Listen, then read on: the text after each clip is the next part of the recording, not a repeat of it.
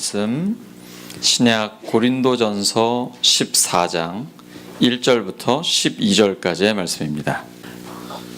고린도전서 24번째 시간 분명한 소리라는 제목으로 하나님의 말씀 전하겠습니다. 사도 바울은 열정이 넘치는 말로 오늘 본문을 시작합니다. 1절을 보시면 사랑을 추구하라, 신령한 은사를 열심히 구하라, 특히 예언하기를 열망하라 라고 되어 있습니다. 오늘 읽으신 말씀하고 조금 다르죠.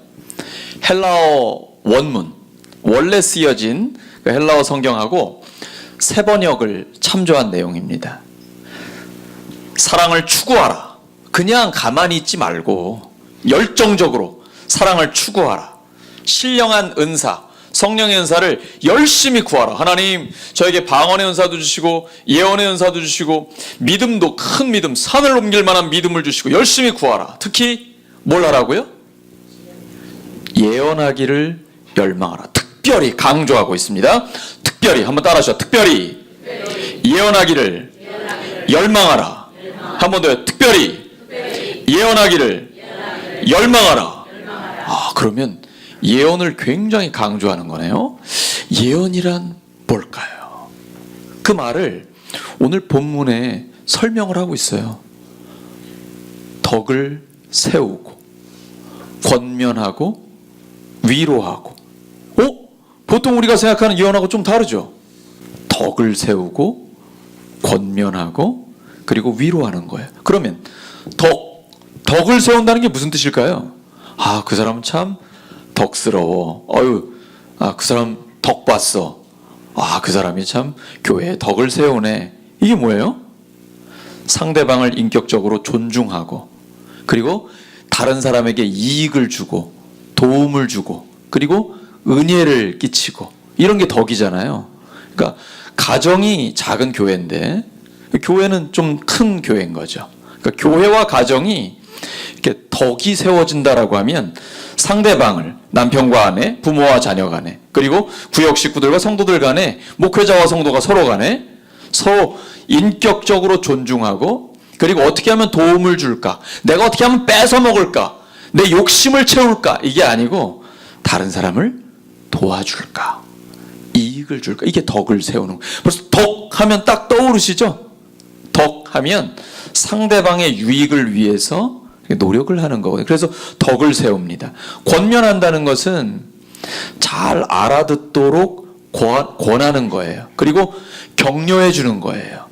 상호 간에 격려해 주는 겁니다. 위로는 말이 필요 없죠. 어렵고 힘들 때 그 사람 얼굴만 봐도 눈빛만 마주쳐도 목소리만 들어도 위로가 되는 사람이 있죠. 울컥하기도 하고 전화 통화만 하는데도 목소리만 들어도 위로가 돼. 여러분 이런 걸 열망하는 겁니다. 예언이라는 것은 교회로 말하면 설교입니다. 설교가 격려가 되는 거죠. 위로가 되는 겁니다. 그리고 잘 알아듣도록 권하는 겁니다.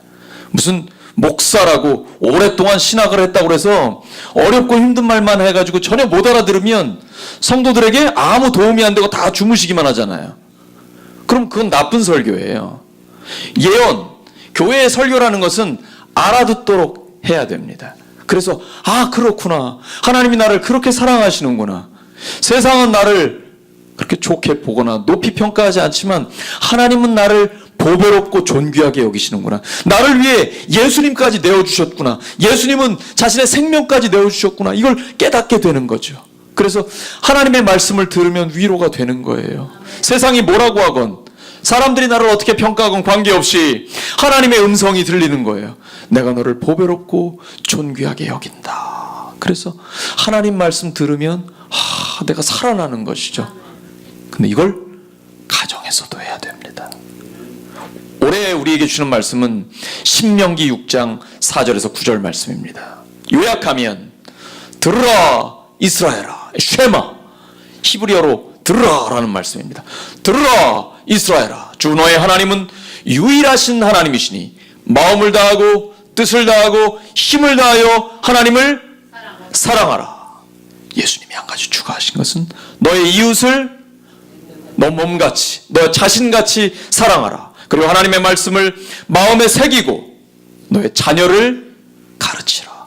가정부터 하나님의 말씀을 지키라. 가정부터 시작이 돼야 됩니다. 가정은 교회입니다. 그리고 교회는 그 가정들이 모여서 이루어지는 것입니다.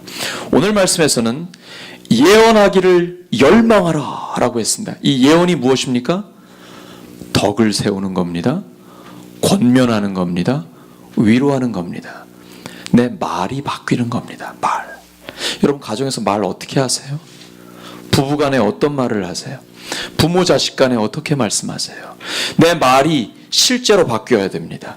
가정에서 교회에서 바뀌어야 됩니다. 먼저는 설교가 바뀌어야 됩니다. 그리고 가정에서는 부부간의 대화의 내용이 바뀌어야 됩니다. 내 말이 변해야 됩니다. 상대를 변하라고 하지 마십시오. 당신 왜 그렇게 말해? 그렇게밖에 말 못하겠어? 이렇게 말하지 마시고 내 말이 바뀌어야 됩니다. 내 말이 어떻게 바뀌어야 될까요? 덕을 세워야 됩니다. 그리고 권면해야 됩니다. 격려해야 돼요. 진심으로 격려해야 됩니다. 그리고 위로해 주어야 됩니다. 세상에 위로가 없잖아요. 가정에서 위로받아야죠. 가정에서. 내 말이 먼저 바뀌어야 됩니다. 그리고 상대가 어떤 말을 해도 다 받아줄 수 있어야 합니다.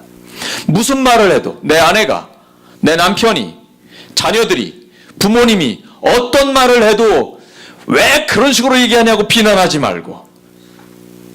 이러면은 대화가 안 돼요. 대화가 대놓고 화내는 거죠.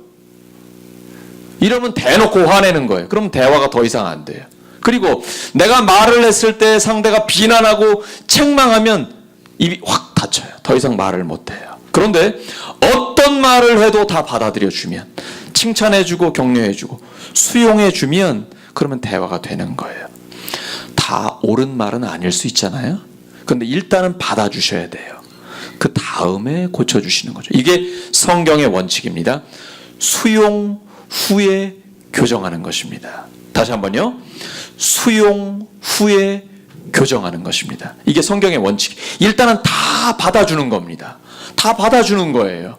알았다고. 아, 그렇구나. 그럴 수도 있겠구나. 당신의 생각은 어때요? 왜 그렇게 생각하세요? 이걸 물어봐 주셔야 해요. 여러분, 자녀들 양육하실 때 그런 거 많이 물어봐 주셨어요?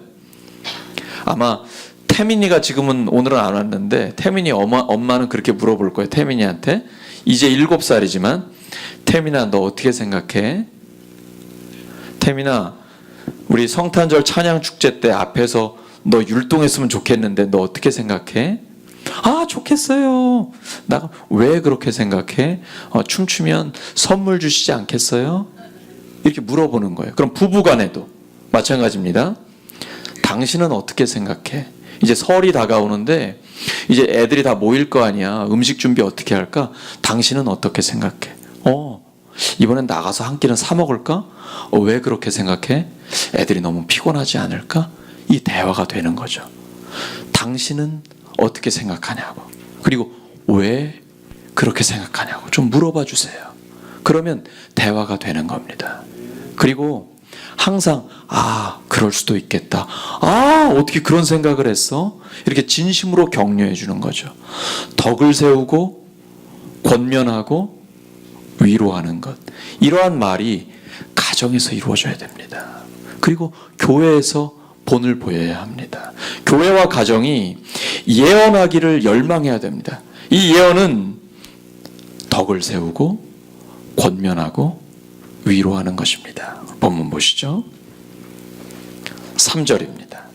예언하는 것은 무엇입니까? 덕을 세우며 권면하며 위로하는 것입니다. 누구에게 말하는 것이에요? 사람에게 말하는 겁니다. 예언은. 방언은 어때요? 방언은 하나님께 말하는 겁니다. 내 영이.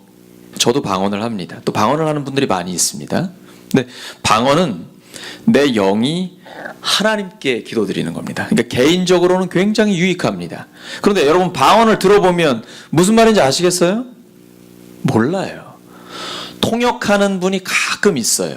근데 그 통역도 이게 정확한지는 사실 영분별을 상당히 해야 돼요. 왜냐면 그걸 테스트를 해보니까 이제 저희들은 헬라어를 공부하잖아요. 헬라어를 막 했어요. 상대는 헬라어를 모르는 사람인데 방언은 통역한다고 그래요. 헬라어를 막 했는데 엉뚱하게 통역을 하는 경우가 테스트를 했을 때 나왔거든요.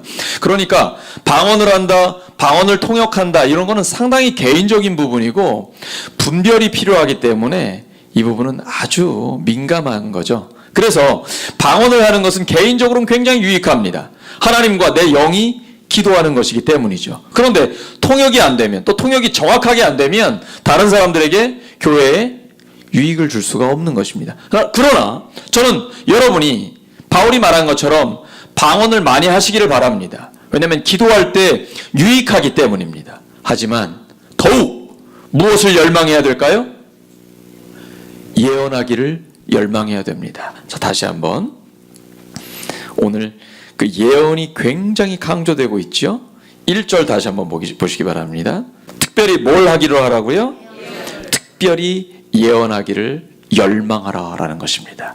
이것이 교회에서 그리고 가정에서 우리의 말이 확실하게 바뀌어야 합니다. 8절 말씀 보시겠습니다.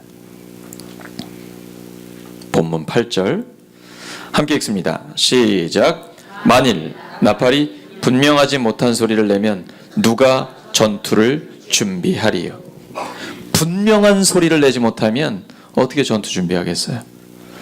교회에서 하나님의 말씀이 명확하게 전해지지 않으면, 알아들을 수가 없으면 어떻게 이 시대를 분별하며 하나님의 사명을 감당할 수 있겠어요?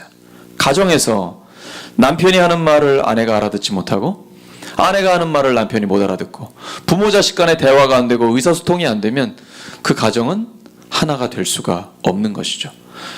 같이 밥은 먹기도 하고 모이기도 하고 하는데 친밀한 관계는 형성이 안 되는 것입니다. 교회 식구들도 마찬가지고 가정도 마찬가지입니다. 무엇보다도 하나님의 말씀, 하나님의 뜻으로 하나가 될 수 있어야 됩니다. 그러려면 말이 바뀌어야 됩니다. 덕을 세우고 권면하고 위로해야 됩니다. 여러분, 한 가지 질문 드리고 싶습니다. 여러분에게 최고의 친구는 누구입니까? 여러분 인생에 있어서 이 사람 정말 나의 베스트 프렌드야, 최고의 친구야, 가장 좋은 친구야, 떠오르시는 분이 있습니까? 가장 좋은 친구는 내 아내, 내 남편이 되기를 바랍니다. 서로를 위해 기도할 수 있는 사람, 마음 놓고 이야기하고 또 서로를 위해서 앞날을 함께 계획하는 사람, 최고의 친구요 연인이 부부죠. 그리고 더 나아가면 부모와 자녀가 그렇게 되기를 바랍니다. 가장 친한 친구, 하나님의 말씀을 함께 나눌 수 있는 사람, 또 나가면 구역 식구들, 교회의 성도들, 그리고 목회자와 성도들이 가장 좋은 친구가 되기를 소망합니다. 근데 가장 좋은 친구는 같이 술 먹는 친구 아닙니다. 술 먹는 것도 교제가 될 수 있겠지만 같이 밥 먹는 친구도 넘어서야 됩니다. 최고의 좋은 친구는 하나님의 말씀을 함께 나눌 수 있는 사람입니다. 이 사람이 최고의 친구입니다. 하나님을 사랑하고 이웃을 사랑하라는 그 하나님의 말씀을 마음에 새기고 우리가 구체적으로 어떻게 실천할 수 있을까, 그 이야기를 터놓고 얘기할 수 있는 친구들, 가장 좋은 친구입니다. 그 친구들과 평생을 함께 할 수 있을 때 가장 행복한 사람입니다. 오늘 말씀 정리합니다. 예수님께서 우리를 위해 죽으시고 부활하셨습니다. 부활하신 주님이 우리와 함께 하십니다. 결론적인 말씀이 본문 12절에 나옵니다. 12절 함께 읽습니다. 시작. 그러므로 너희도 영적인 것을 사모하는 자인즉 교회의 덕을 세우기 위하여 그것이 풍성하기를 구하라. 아멘. 우리 영적인 것 하면 오해를 많이 하십니다. 막 신비한 것, 입신해가지고 정신없어서 환상을 보거나 누가 천국을 보거나 지옥 보거나 이런 것만을 신비하게 또는 영적인 것으로 생각하시는데 오늘 본문 읽어보시니까 그렇지가 않죠. 오늘 성경을 읽어보시니까 가장 영적인 것은 무엇입니까? 덕을 세우는 겁니다. 예언이에요. 덕을 세우고 권면하고 위로하는 것입니다. 말이 바뀌어야 됩니다. 설교가 바뀌어야 하고 가정에서의 대화, 또 교회 성도들과 일터에서 내 주변 사람들과 고객들과의 말이 바뀌어야 합니다. 무엇보다도 영적인 것을 사모한다는 것은 교회의 덕을, 가정의 덕을, 또 일터에서 덕을 끼치는 사람이어야 합니다. 가정과 교회에서 내 말이 바뀌어야 됩니다. 어떻게 생각하세요? 왜 그렇게 생각하세요? 그럴 수도 있지요. 말을 받아들이고 어떤 말을 해도 다 받아들일 수 있는 사람, 그리고 함께 깊은 대화가 가능한 사람, 내 말을 들으면 덕을 세울 수 있고, 그리고 격려가 되고 위로가 되고, 그렇게 내 말이 바뀌어서 가정을 살리고 교회를 살리며 일터를 새롭게 하는 우리 모두의 삶이 되기를 예수님의 이름으로 축원합니다.